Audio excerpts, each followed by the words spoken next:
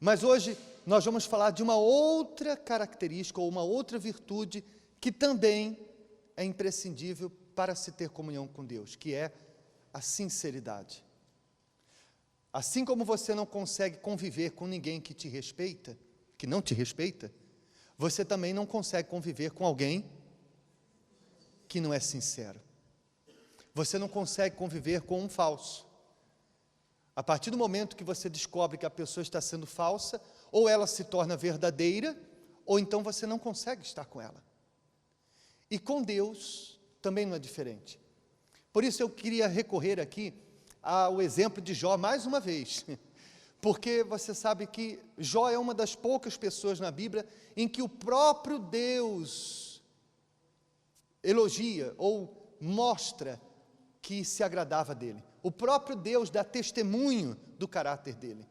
Então, se eu quero agradar a Deus, basta eu seguir o exemplo daqueles que Deus falou que o agradava. E Jó é um desses exemplos. Vocês lembram na semana passada que quando o diabo se apresentou diante de Deus, Deus falou para o diabo: observaste o meu servo Jó? Homem íntegro, reto, temente a Deus, se desvia do mal. O diabo disse: mas ele teme ao Senhor, porque o Senhor dá tudo para ele. Deixa de dar tudo, deixa de protegê-lo, e o Senhor vai ver que ele deixa também de temer ao Senhor. Essa era a estratégia do diabo. A estratégia do diabo era o seguinte: eu vou tocar no que ele tem, e ele deixa de temer a Deus. Só que essa estratégia não funcionou com quem? Deve ter funcionado com muita gente, inclusive nos dias de hoje, mas com Jó não funcionou. Ele continuou temente a Deus do mesmo jeito, mesmo tudo dando errado para ele. Então, novamente, Deus vai falar com o Satanás, com o diabo, e diz o seguinte para ele, capítulo 2, versículo 3. E disse o Senhor a Satanás: observaste o meu servo Jó?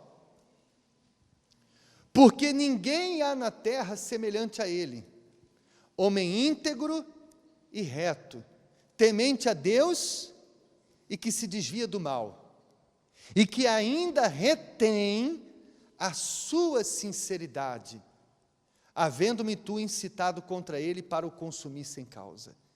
Olha só, em algumas traduções diz integridade, que no original hebraico em que foi escrito o livro de Jó, tem o mesmo significado de sinceridade. Então Deus disse para o diabo: está vendo? Você tentou, mas não conseguiu tirar, porque quando Deus fala que ele retém, o que significa reter? Guardar, né? Reter significa o quê? Guardar. Jó guardou a sua sinceridade. O diabo queria o quê? Tirar a sinceridade de Jó, como também o temor. E usou de situações, causando problemas, para impedir, para tirar a sinceridade de Jó. Mas Jó guardou, reteve a sua sinceridade, não deixou de ser o quê? Sincero e temente a Deus. E então o diabo pediu mais uma oportunidade, que agora dessa vez queria tocar nele, na saúde dele. Então novamente o diabo se levantou, como está aí no versículo 7, saiu Satanás da presença do Senhor e feriu a Jó de úlceras malignas, desde a planta do pé até o alto da cabeça. E Jó tomou um caco para se raspar com ele, e estava sentado no meio da cinza. Então sua mulher lhe disse: ainda retens a tua sinceridade? Amaldiçoa o teu Deus e morre. Veja, nas palavras desta mulher, que com certeza estava incorporada aqui pelo diabo, o mal usou, não tenha dúvida que o diabo usou as palavras dela, a boca dela, já que não funcionou com os problemas que ele causou, já que não funcionou a estratégia dele de colocar doenças, então ele agora, na última e desesperadora tentativa, usou a mulher para tirar a sinceridade de Jó. E você repara nas palavras dela, o ódio com que o diabo diz sobre a sinceridade de Jó. Ainda retens a tua o quê? Sinceridade. Em outras palavras, essa sinceridade me incomoda, essa sinceridade me irrita. Como pode, depois de tudo que lhe aconteceu, você continuar sincero? Por que o diabo odeia tanto a sinceridade? É justamente pelo fato dele saber que Deus não resiste a uma pessoa sincera. A gente, quando lê a Bíblia, a gente vê exemplos de pessoas que cometeram erros terríveis. Davi, como tantos outros no Novo Testamento, como Maria Madalena, como a mulher adúltera, como Zaqueu, o publicano, o ladrão. Mas porque eles foram sinceros, eles tiveram a oportunidade de mudar. Agora a gente vê outros, como os fariseus, como os escribas, pessoas religiosas, cheias de costumes e tradições, que não faziam nem metade dos erros que os outros faziam, mas que não foram salvos. Por quê? Porque não havia sinceridade. Porque eles procuravam, e era característica dos fariseus, dos escribas, mostrar uma santidade que eles não tinham, ao ponto de o Senhor Jesus, lá no capítulo 23 de Mateus, ele fazer um dos discursos mais duros do seu ministério, quando ele vira para os religiosos e chama eles de raça de víboras, de sepulcros caiados, dizendo que eles eram como sepulcros caiados, que eram pintados por fora. Caiado significa pintado a branco, né? De cal, do lado de fora bonito, lindo, mas por dentro era podre, cheio de carniça, cheio de podridão. Por quê? Porque eles demonstravam uma coisa que não eram, ou seja, eles não eram o quê? Sinceros. E há um exemplo muito claro disso aqui em 1 Reis, no capítulo 14, de um outro caso, que foi o caso de Jeroboão. Depois você pode ler na sua casa com mais calma, a partir do capítulo 12, quando a gente vê que Jeroboão era uma pessoa temente a Deus, era uma pessoa sincera, e por isso foi ungido rei de Israel. Quando o reino de Israel foi dividido, por causa da idolatria de Salomão, então 2 tribos se tornou o reino de Judá, e 10 tribos o reino de Israel. E esse homem, Jeroboão, porque era uma pessoa temente a Deus, foi escolhido para tomar conta de 10 das 12 tribos. Então ele se tornou rei de Israel, porque ele era temente a Deus, porque ele era sincero diante de Deus. Mas assim como acontece com muitas pessoas nos dias de hoje, que começa muito bem a sua vida com Deus, e com o passar do tempo vai deixando a malícia entrar, o esfriamento, e acaba se desviando, Jeroboão também se desviou, se esfriou, perdeu o seu temor, e acabou caindo na idolatria. Com isso vieram os problemas, porque aquilo, quando ele começou a virar as costas para Deus, Deus já não podia mais protegê-lo como antes. Então vieram os problemas, vieram as lutas, e o que aconteceu? No versículo 33, capítulo 13, versículo 33, está escrito assim: nem depois destas coisas deixou Jeroboão o seu mau caminho. Você sabe que tem gente que, quando ela começa a ver as coisas dando errado, ela para e pensa: espera aí, eu tenho que mudar. Foi o exemplo de Jacó que nós falamos. Quando ele viu que tudo estava dando errado para ele, ele reconheceu: não, eu preciso me converter, eu preciso me entregar. E há pessoas que às vezes ela acaba caindo em tentação, as coisas começam a ir de mal a pior para ela, e ela reconhece: poxa vida, o que eu estou fazendo com a minha vida? Olha só o que está acontecendo, porque eu me afastei, porque eu me esfriei, porque eu deixei de ser fiel, eu perdi o meu temor, olha o que eu estou fazendo com a minha vida, e reconhece. Mas há outras pessoas que nem diante destas coisas reconhecem, como foi o caso de quem? De Jeroboão. Aí, o que aconteceu? Os problemas foram aumentando até que chegou dentro da casa dele. E no capítulo 14, versículo 1, diz: naquele tempo adoeceu Abias, filho de Jeroboão. Então agora o problema chegou aonde? Em casa. Chegou no filho. E que só quem tem filhos deve imaginar a dor de você ver um filho seu e você vê-lo naquela situação e não poder fazer nada. Então, diante daquela situação, agora que chegou no filho, ele viu que tinha que fazer alguma coisa e que só Deus podia ajudá-lo. E então o que ele fez? decidiu buscar ajuda de Deus. Mas olha só como. Versículo 2. E disse Jeroboão à sua mulher: levanta-te agora e disfarça-te, para que não conheçam que és mulher de Jeroboão, e vai a Siló. Eis que lá está o profeta Aías, o qual falou de mim, e que eu seria rei sobre este povo. E leva contigo 10 pães e bolos e uma botija de mel, e vai a ele, e ele te declarará o que há de suceder a este menino. Então, quando ele viu o filho naquele estado, o que ele fez? Ele pediu para a esposa dele se disfarçar, para que ninguém reconhecesse que era a sua mulher, e fosse pedir ajuda para o profeta que havia ungido ele como rei. Agora, se você for ver na sua casa, no capítulo 12, você vai ver que quando o profeta Aías foi ungir Jeroboão a rei, o profeta avisou: não cometa o erro do seu antecessor, não se desvie de Deus.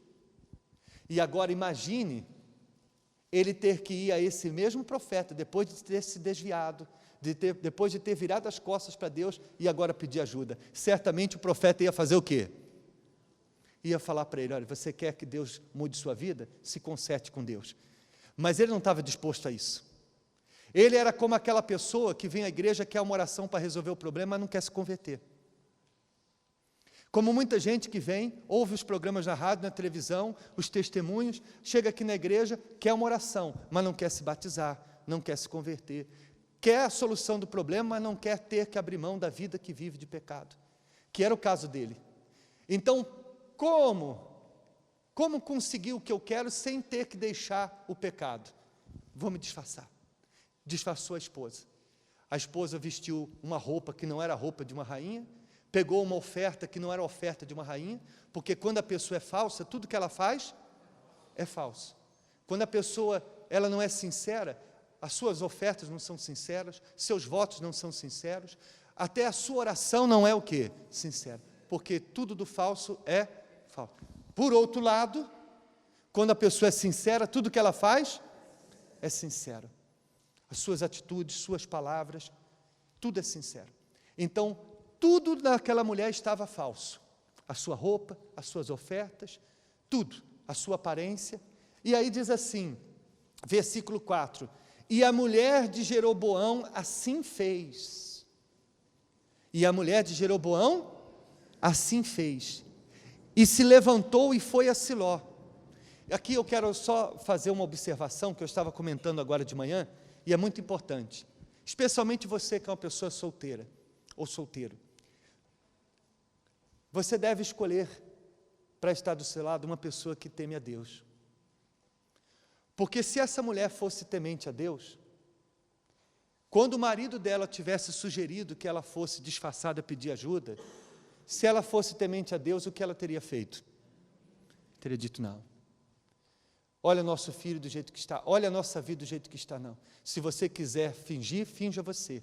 Eu vou ser verdadeira. Eu vou ser sincera. Mas quando a pessoa não teme a Deus, e é casada com uma pessoa que também não teme a Deus, é como disse Jesus, um cego guiando o outro cego, caminhando para o abaixo, para o precipício. E é o que a gente vê. Então, por isso que é importante, a gente orienta que você que é uma pessoa de Deus, casa com uma pessoa que também tenha temor a Deus, que seja uma pessoa de Deus, porque quando acontecer de você cometer um erro qualquer que todos nós podemos cometer, a pessoa de Deus do seu lado vai chegar e vai dizer para você o quê? Isso não está certo. Agora, se você não tiver uma pessoa de Deus do seu lado, olha só o perigo que você corre. Então a mulher fez exatamente conforme o marido disse. E aí, no versículo 5 diz, porém, o Senhor disse a Aías, o profeta, eis que a mulher de Jeroboão vem consultar-te sobre o seu filho, porque está doente. Assim e assim lhe falarás, porque há de ser que entrando ela, fingirá ser outra. No versículo 4 está escrito que o profeta já estava velho, e os olhos dele já estavam escurecidos. Então, havia o risco dele também não reconhecer e ser enganado. Então, o que é que Deus fez? Deus falou para o profeta: olha, está vindo aí a mulher de Jeroboão, e assim ela lhe falará. Olha só quem é o nosso Deus. Já sabia o que ela ia falar antes mesmo dela chegar em casa. Então Deus falou para o profeta: ela vai dizer isso e isso quando ela chegar. Aí está escrito no versículo 6: e sucedeu que, ouvindo Aías o ruído de seus pés, entrando ela pela porta, disse-lhe ele: entra, mulher de Jeroboão, por que te disfarças assim? Pois eu sou enviado a ti com duras novas. Quando o profeta ouviu o barulho dos pés dela entrando dentro de casa, ele gritou lá de dentro: entra, mulher de Jeroboão. Imagina o susto que ela deve ter tomado. É como se Deus dissesse: para que isso? É como se Deus dissesse: para quê? Para que tanto orgulho? Para que tanto fingimento? Eu sei quem você é, eu sei o que você faz. O que é que Deus esperava deles? Deus estava pronto para perdoar. Deus estava pronto para transformar eles. Mas o orgulho de querer manter a aparência, de não reconhecer que está errado. E é isso que levou eles ao fundo do poço. Então, da mesma forma, há muitas pessoas que buscam a Deus, porque eles buscaram a Deus. Mas a maneira com que eles buscaram não foi o quê? Sincero. Eles recorreram a Deus, mas a maneira que eles recorreram não era a maneira certa. Porque há pessoas que dizem assim: eu não entendo, pastor, eu estou buscando a Deus, mas o problema não é buscar a Deus, o problema é como você tem buscado. É com sinceridade? Você tem sido verdadeiro, sincero? Porque eles buscaram a Deus, mas não houve resposta. Ela chegou com o filho doente e saiu com o filho doente, ou seja, ela chegou de um jeito e saiu do mesmo jeito, porque a maneira com que ela foi disfarçada, fingindo ser outra. E há muitas pessoas que chegam na igreja de um jeito e saem do mesmo jeito, domingo após domingo, porque elas não vêm com sinceridade. Não se voltam a Deus com sinceridade, como tantos na Bíblia que reconheceram, como aquele ladrão na cruz, nos seus últimos minutos de vida, quando o amigo dele blasfemava, falava coisas de todos os tipos, ele simplesmente disse: Senhor. Primeiro ele repreendeu o homem dizendo: olha, nós estamos aqui porque merecemos. Nós estamos aqui porque fizemos por estar. Ele não fez nada. Ou seja, ele foi o quê? Sincero. E aí virou para Jesus e disse: Senhor, quando estiver no teu reino, lembra de mim. O que Jesus disse para ele? Morre, vai logo para o inferno, foi isso? Agora que você vem me pedir ajuda, agora que você está morrendo, quando você estava bem, você não queria minha ajuda. Foi isso que Jesus fez? O que Jesus disse? Repare, o texto sagrado diz: ainda hoje estarás comigo no paraíso. Ele não disse estareis. Quantos estavam com ele ali? Jesus e mais quantos? Mas Jesus disse: estarás comigo no paraíso. E não disse estareis. Se ele tivesse dito estareis, significava que ele estava salvando. Mas ele disse o quê? Os dois cometeram o mesmo crime. Mas um foi sincero e o outro não foi. Às vezes a pessoa pode cometer o mesmo erro que a outra. Mas se ela é sincera, Deus não olha para o que ela fez. Quem tem filhos aqui? Só para terminar. Imagine que você deixou o seu filho sozinho em casa e você deixou lá um objeto e disse assim: fulano, não mexa nesse aparelho. Você sai, quando você volta o aparelho está quebrado. Não havia ninguém dentro daquela casa, a não ser o seu filho. E você vira para ele e diz assim: ô Juninho, eu não falei para você não mexer nesse aparelho? E ele diz para você assim: mamãe, não fui eu. Como é que você fica? Você fica mais chateado por ele não estar sendo sincero do que por ele ter te desobedecido. A falta de sinceridade dele é mais grave do que a desobediência dele. E você olha para ele e diz assim: eu só queria que ele fosse sincero. Eu não estou nem aí com o aparelho compra o outro, mas por que meu filho não é sincero? Por que meu filho não fala a verdade? Eu sei que foi ele, eu conheço o filho que tem, eu sei que foi ele, mas ele não diz o quê? A verdade. Agora, se ele quebrou o aparelho é muito caro, desobedeceu você, mas ele vira para você e diz assim: mamãe, desculpa, eu devia ter te ouvido, me perdoe. Aí o coração da mãe, o coração do pai, ainda tenta falar grosso, né? Olha, não faça isso de novo, mas você já fica logo o quê? É sinceridade. E é o que Deus espera. Não importa o que você fez ou deixa de fazer, nós não somos salvos por méritos, porque ninguém merece ser salvo. Somos salvos pela graça dEle, pela compaixão dEle, pela misericórdia dEle, quando com sinceridade nós dizemos assim: Senhor, eu não sou nem digno de estar aqui, mas com a Tua misericórdia, tem compaixão de mim, me salva, me transforma, eu quero ser um homem de Deus. Eu duvido que Deus não transforme uma pessoa assim. Amém? Tudo depende da sinceridade dessas palavras. Fiquem de pé, por favor.